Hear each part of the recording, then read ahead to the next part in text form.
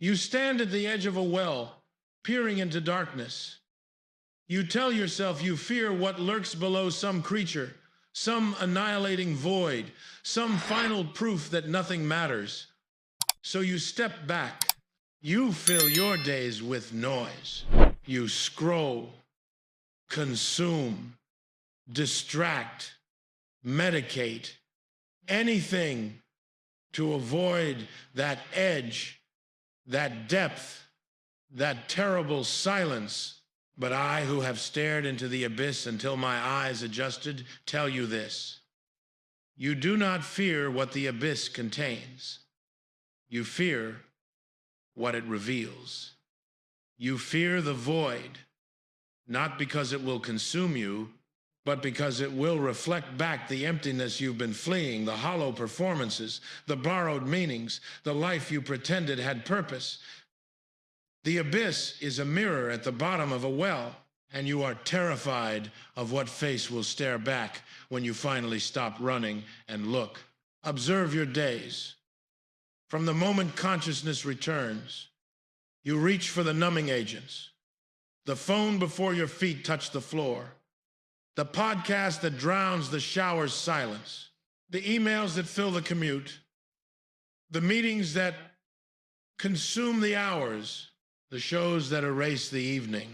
You have engineered a life where you are never alone with yourself, never still, never quiet enough to hear what whispers from the depths.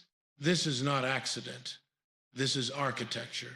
You have built a fortress of distraction, stone by stone, app by app, commitment by commitment. You call it productivity. You call it staying informed. You call it responsibility. I call it what it is, the frantic construction project of someone who senses the ground is hollow beneath them and dares not stop moving long enough to feel it give way. The well is always there. You arrange your furniture to avoid looking at it. You invite crowds to drown its echo. You build higher walls, louder sounds, brighter lights, and still in those gaps between distractions. In the 3 a.m. darkness, in the moment before sleep, claims you, you feel it. The pull, the depth, the question you've been avoiding. What are you so afraid of finding? You tell yourself it's depression, nihilism, the crushing realization that nothing matters, that existence is meaningless, that you are a brief spark in an indifferent universe. You've heard the stories, the philosophers who went mad, the seekers who never returned, the ones who stared too long and lost themselves. But I ask you, lost what exactly? What is it you think you'll lose in the abyss? Your purpose? But you already sense its hollow, pieced together from others' expectations, market demands, the narratives you inherited. Your identity? But you already feel it's false, a performance refined through countless iterations, a mask you've worn so long you've forgotten the face beneath. Your meaning? But you already know it's borrowed, scraped together from religions you don't believe, philosophies you don't embody, values you never examined. The abyss threatens to take from you only what you never truly possessed. This is why you avoid silence, why you fear stillness, why meditation makes you anxious and solitude makes you restless, not because these states are dangerous, but because they are honest. In silence, the borrowed meanings lose their power. In stillness, the performance becomes visible as performance. In solitude, you are left with only what is actually real. And what is actually real, that is precisely what you fear discovering. Here is the truth that will liberate or destroy you. There is no difference between the two. The abyss does not destroy you. It shows you what you've always been. It is not an annihilating void, but a revealing mirror. What you experience as the terror of meaninglessness is actually the terror of seeing how little genuine meaning you've been living with all along. You fall into the well expecting darkness. But when you hit bottom, when you finally stop resisting and let yourself sink completely into the silence you've been fleeing, you find only your own face staring back, not the face you see in mirrors, already interpreted, already adjusted, but the raw fact of what you are beneath all the layers of distraction and defense.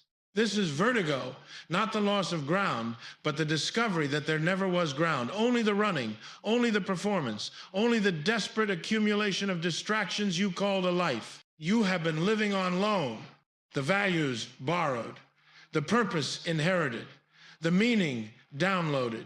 Even your suffering you've outsourced, letting others tell you what hurts, what matters, what deserves your grief.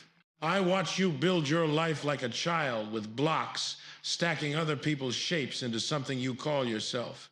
This religion's moral code, that philosophy's framework, this culture's definition of success, that movement's sense of righteousness. You are a collage, a committee decision, a consensus self, and you wonder why you feel hollow. The abyss reveals this. That's its gift and its cruelty.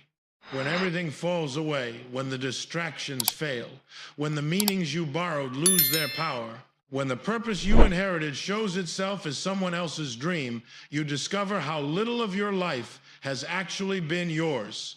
This is the void you fear. Not cosmic meaninglessness, not existential emptiness, but personal emptiness. The specific, undeniable realization that you have been a passenger in your own existence, that you've spent years, decades performing a script you never wrote, living values you never examined, pursuing goals you never chose. The descent is inevitable.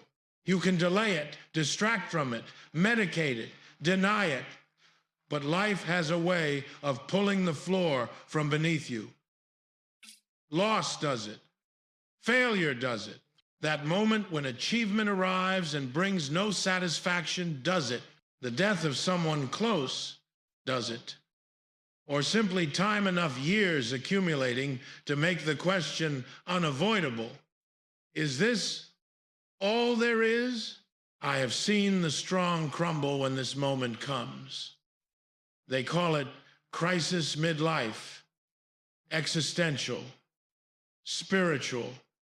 They pathologize it, medicate it, therapy it away. They treat the confrontation with emptiness as a disease to be cured rather than a revelation to be embraced. But what if the crisis is the cure?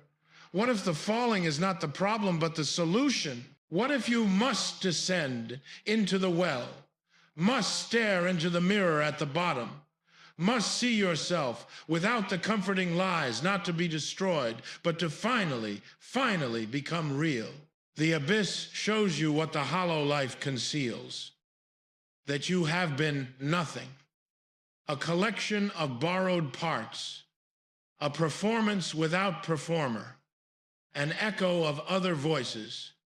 And this realization, this terrible, liberating realization, is not the end of you, it is the beginning.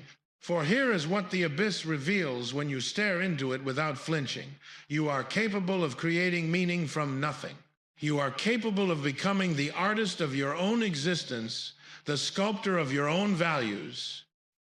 Not discovering meaning, creating it. Not finding purpose, forging it. Not inheriting values, birthing them. The well is deep, yes. The mirror shows you empty, yes. But emptiness is not annihilation. Emptiness is possibility. The blank canvas is not the death of art, it is art's prerequisite. You must be hollow before you can be filled with something true. You must see the borrowed meanings as borrowed before you can create meanings that are genuinely yours. This is the transformation the abyss offers. From living on loan to living from source. From being an echo to being a voice. From performing someone else's values to embodying your own. The descent is not punishment, it is initiation. The void is not enemy, it is forge. When you rise from the bottom of the well, and you will rise transformed, or you will remain there. Dead in all but breathing, you will not return to the world you left. The ground that seems so solid will reveal itself as the thin ice it always was. The meanings that felt so certain will show their fragility. The life you were living will become impossible to resume. This is not loss. This is graduation. You now possess something rare, the knowledge that meaning is not found but made, that you can create value where before you saw only void, that you can say yes to existence, not because someone convinced you it has inherent meaning, but because you have chosen to pour meaning into it from your own depths. What will you build from this ground? What values will you forge from the raw materials of your becoming? What life will you create now that you know the old one was borrowed? These are not rhetorical questions. They are the questions. The only questions that matter once you've seen the face in the mirror and accepted its emptiness as potential rather than verdict. Most will not do this. Most will climb from the well and immediately seek new distractions, new borrowed meanings, new ways to avoid the silence. They will treat the descent as trauma to recover from rather than initiation to honor. They will return to the fortress of distraction, perhaps with higher walls, perhaps with louder noise. But you, if you have followed me this far into the depths, you are not most. You sense something they do not, that the abyss has shown you not what you lack, but what you possess. The capacity to create, the power to become, the freedom that comes from accepting that there is no ground except what you build. This is what I discovered in my own descent, my own confrontation with the void. The eternal recurrence is not cosmic truth, but existential test. Would you choose this exact life, this exact existence, with its exact suffering and joy again and again, infinitely? Most cannot answer yes because they do not recognize their life as theirs. It was borrowed, inherited, performed. How can you love a life you never chose? But when you descend into the abyss and emerge as your own creator, when you build meaning from nothing and forge values from the raw material of choice, then the test transforms. Now the question becomes, would you choose this life you created, this meaning you forged, this self you sculpted? And the answer from the depths of your newly discovered power becomes yes. 1,000 times yes.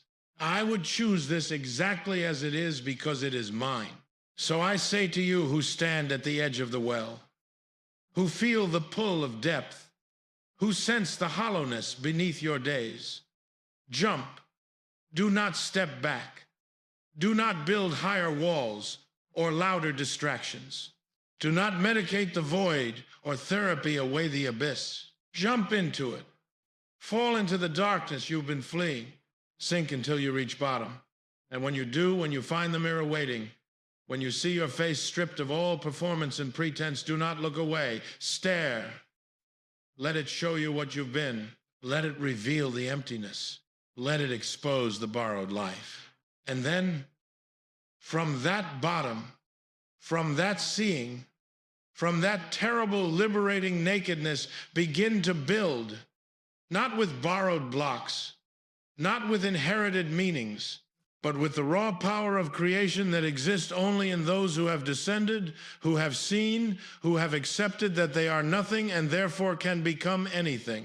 The abyss does not destroy you.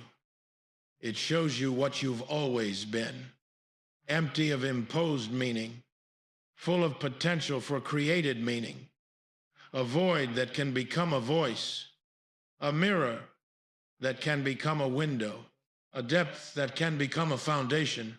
The question is not whether you will descend, life will push you eventually, whether you choose it or not. The question is whether you will resist it as crisis or embrace it as initiation.